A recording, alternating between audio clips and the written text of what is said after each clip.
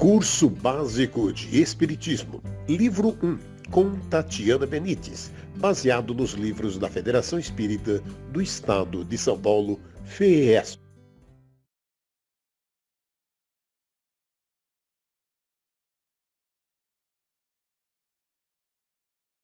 Olá, seja muito bem-vinda a mais uma aula dos nossos estudos do livro Curso Básico de Espiritismo, do volume 1, que é do primeiro ano, das edições FESP, que é a Federação Espírita do Estado de São Paulo.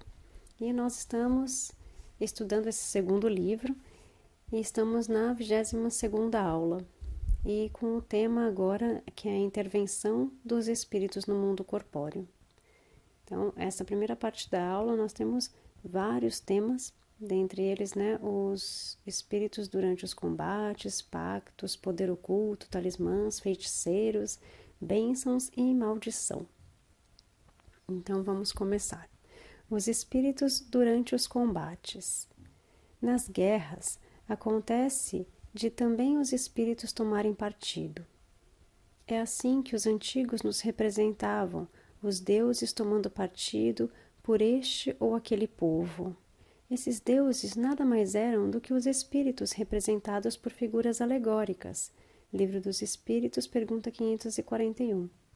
Ora, existem aqueles que são bons e apoiam o lado da justiça, ao passo que os maus, os que alimentam sentimentos inferiores, comprazem-se em participar da discórdia e da destruição. Com relação aos soldados que morrem durante os combates, acontece o mesmo que em todos os casos de morte violenta, ou seja, ficam surpreendidos e como que atordoados, não acreditando estarem mortos. Parece-lhes ainda tomar parte na ação. Não é senão, pouco a pouco, que compreendem a realidade. Conforme tenham sentimentos mais ou menos elevados, alguns passam ainda a odiar os seus inimigos e persegui-los. Outros, com mais serenidade, veem que não há fundamento para a animosidade e abandonam o campo de luta. Entretanto, muitos guardam vestígios mais ou menos fortes conforme seu caráter, mantendo interesse pelo desfecho das lutas. Deve-se, entretanto, observar que são raras as mortes instantâneas. Na maioria dos casos, os espíritos cujos corpos tenham sido mortalmente feridos não têm consciência imediata do fato. Pactos. Não existem verdadeiramente pactos, pois estes consistem em se dar algo obtendo determinada coisa em troca. O que existe de fato são pessoas de má natureza, que simpatizam-se com espíritos inferiores. Na verdade, pode acontecer de uma pessoa que não se simpatiza com o vizinho e deseja prejudicá-lo, chamar por espíritos inferiores, os quais identificam-se com ela pelo desejo de praticar o mal. No entanto, isto não significa que o vizinho não possa livrar-se deles por meio de bons pensamentos, de preces e de uma vontade resoluta. Por outro lado, aquele que assim pediu auxílio aos espíritos inferiores fica, então, obrigado a servir, pois estes também necessitam dele para o mal que queiram fazer. A dependência em que o homem se encontra, algumas vezes, dos espíritos inferiores, provém da sua entrega aos maus pensamentos que eles lhe sugerem, e não de qualquer espécie de estipulações feitas entre eles. O pacto, no sentido comum, atribuído a essa palavra, é uma alegoria que figura uma natureza má simpatizando com espíritos malfazejos. Livro dos Espíritos, pergunta 549. No tocante às lendas fantásticas de pessoas que teriam vendido a alma aos chamados demônios para obterem determinados favores, inclusive a posse de riquezas terrenas, cumpre esclarecer que essas fábulas, como todas as fábulas, encerram um ensinamento. Aqueles que entram em contato com essas entidades trevosas para obterem riquezas ou outros benefícios, ficam na dependência desses espíritos inferiores e estarão se rebelando contra a providência divina, insurgindo, portanto, contra as provas que escolheram e que cumpre suportar neste mundo. Poder oculto. A crença de que alguém possa ser dotado de poderes mágicos deve ser excluída da mente de pessoas sensatas. Somente aqueles que são supersticiosos ou ignorantes das leis da natureza podem admitir a existência de criaturas com poderes sobrenaturais. Tais poderes, portanto, referem-se simplesmente à ação natural dos fluidos magnéticos, cuja intensidade varia não só de indivíduo para indivíduo, mas principalmente da condição moral de cada um. Na realidade, algumas pessoas têm um poder magnético muito grande, do qual podem fazer mau uso, se o seu próprio espírito for mau. Nesse caso, poderão ser secundados por maus espíritos. Livro dos Espíritos, pergunta 552. Talismãs. Os fatos narrados como prova de existência de poderes são naturais, porém geralmente mal compreendidos. Ninguém possui fórmulas e práticas mediante as quais possa dispor-se do concurso dos espíritos. Todas as fórmulas são charlatanice.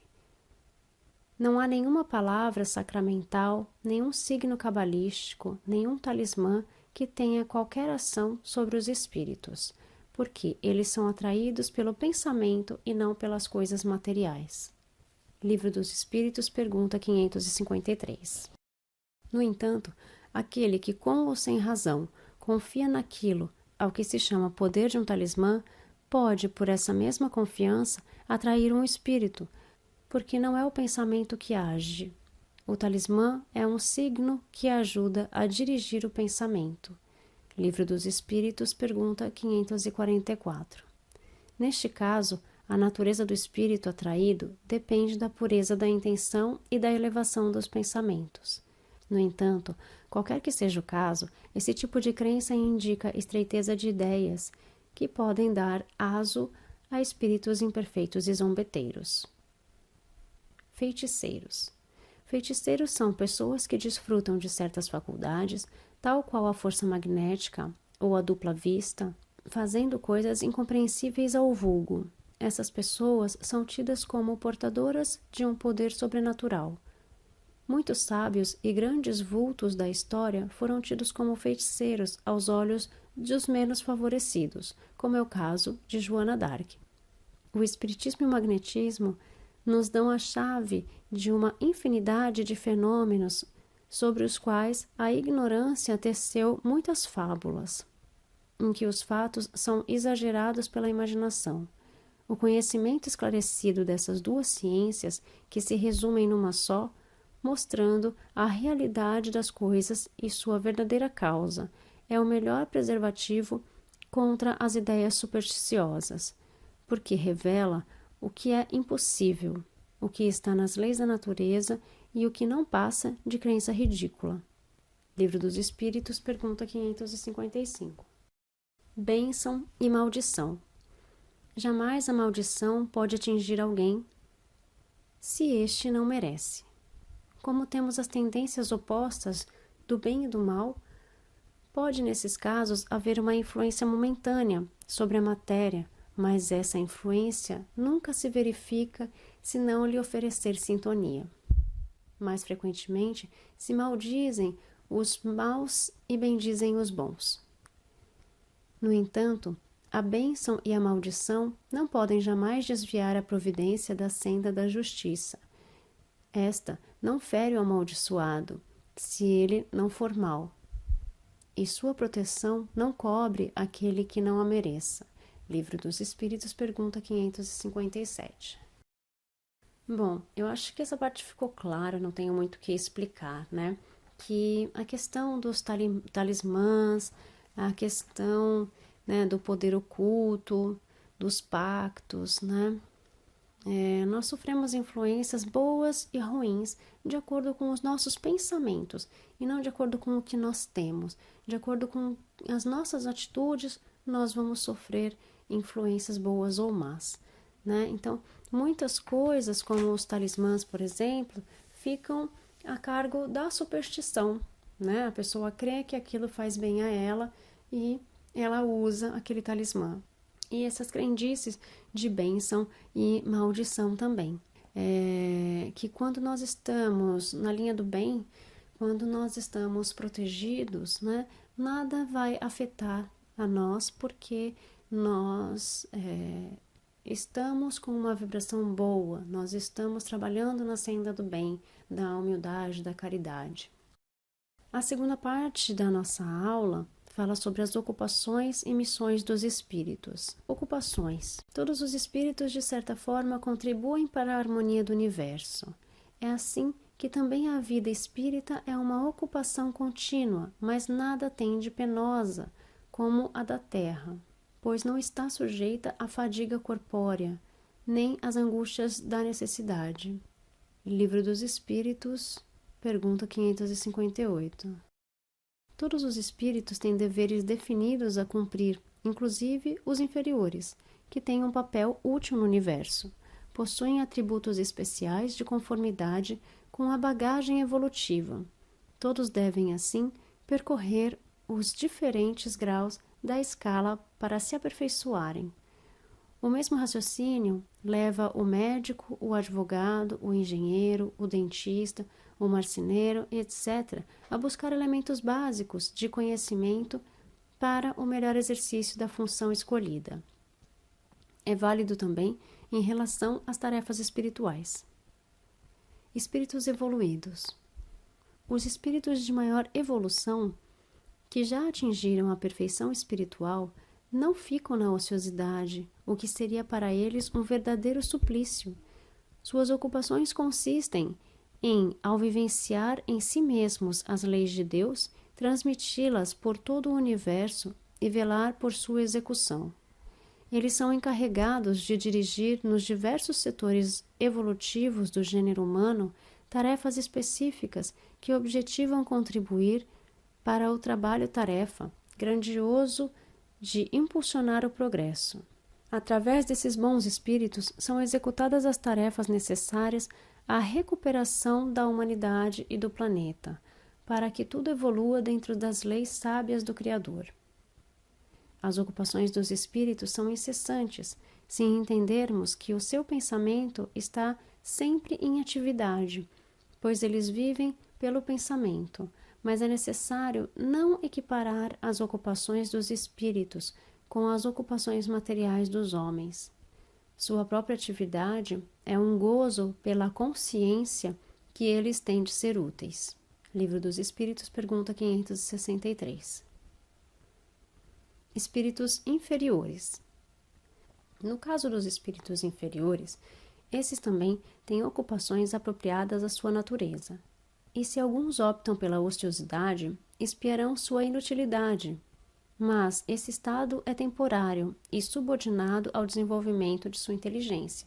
Certamente que os há, como entre os homens, vivendo apenas para si mesmos, mas essa ociosidade lhes pesa cedo ou tarde o desejo de progredir, lhe faz sentir a necessidade de atividade e são então felizes de poderem tornar-se úteis. Livro dos Espíritos, pergunta 564. A doutrina espírita ensina que a morte do corpo não santifica ninguém. Cada um continua no plano espiritual exatamente aquilo que é, com as suas qualidades e defeitos, ignorantes ou sábios. Espíritos missionários. Amar e servir são as diretrizes do espírito, que anseia alçar voo para a perfeição, dividindo a felicidade com os outros. O espírito que se compraz em servir a Deus vivencia com alegria e um bem-estar indefinível. É assim que muitos espíritos têm missões a cumprir, as quais realizam-se tanto no plano espiritual quanto no plano material. No caso dos espíritos encarnados, estes podem servir de instrumento a um espírito para executar uma coisa útil. Por exemplo, um espírito julga que seria bom escrever um livro, que ele escreveria se estivesse encarnado. Procura o escritor mais apto a compreender o seu pensamento e a executá-lo. Dá-lhe então a ideia e o dirige na execução. Livro dos Espíritos, pergunta 577. É assim que os espíritos têm tarefas variadíssimas. Alguns têm missões mais singelas, pessoais ou locais, e sempre evoluem quando cumprem seu trabalho. No entanto, a missão nunca lhes é imposta, mas escolhem-na e sentem-se felizes em poder executá-la. Um homem é reconhecido como tendo uma missão real, mais do que uma simples tarefa, pelas grandes coisas que realiza, pelo progresso a que conduz seus semelhantes. Sem dúvida, grande exemplo de missionário é Francisco Cândido Xavier, Dr. Bezerra de Menezes, Allan Kardec e tantos outros que desempenharam tarefas fulgurantes na face da Terra. Bom, então aqui mais uma vez a gente fala sobre os espíritos evoluídos, né? Aqueles que vão nos auxiliar, aqueles que estão na tarefa do bem, os espíritos inferiores, aqueles que muitas vezes vêm para a Terra para aprender, né? Aprender muitas vezes através de dores, através de algumas dificuldades, mas que eles vêm receber algumas provas, algumas expiações para aprender também. Eles também têm uma tarefa aqui na Terra. E os espíritos missionários, né, que são aqueles que têm uma missão além, né, do que só vir para cá. Então, eles precisam cumprir uma missão. Reconhece-se o cristão pelas suas obras. Essa é a terceira parte do nosso estudo. Nem todos os que dizem Senhor, Senhor entrarão no reino dos céus, mas somente o que faz a vontade de meu Pai que está nos céus. Mateus, capítulo 7, versículo 21. Não basta apelar para Jesus exclamando Senhor, Senhor, quando não se seguem os preceitos por ele ensinados. De nada adianta implorar a ajuda de Deus se não se busca melhorar e superar a si mesmo, se não se torna mais caridoso, nem mais indulgente com os semelhantes. Não são cristãos verdadeiros aqueles que apenas se comprazem em atos exteriores de devoção, ou que se encastelam nas muralhas do egoísmo, do orgulho, da cupidez e de outras paixões degradantes, ou que não fazem nada por ninguém. Quando Jesus recomenda edificar a casa sobre a rocha, refere-se à necessidade de ter uma diretriz segura no desenvolvimento da vida, ou seja, vivenciar o bem, o amor ao próximo, no pensamento e na ação. Aquele que possui uma fé consolidada pela razão e inspirada no amor não pode ser inoperante. Por outro lado, o indivíduo invigilante, vacilante, que toma conhecimento dos ensinamentos evangélicos, mas que vive fechado em si mesmo, esse construiu a sua casa sobre a areia movediça, e qualquer tribulação terrena a faz esmorecer. Esse é um cristão apenas de nome, mas que não vive em si mesmo a essência dos ensinamentos de Jesus, pois não despertou para a alegria da interioridade e do dar de si. Cristão não é um rótulo, mas uma vivência. O Evangelho não é para ser lido e guardado na estante. Ele tem que ser vivido, aplicado em toda a vida de relação.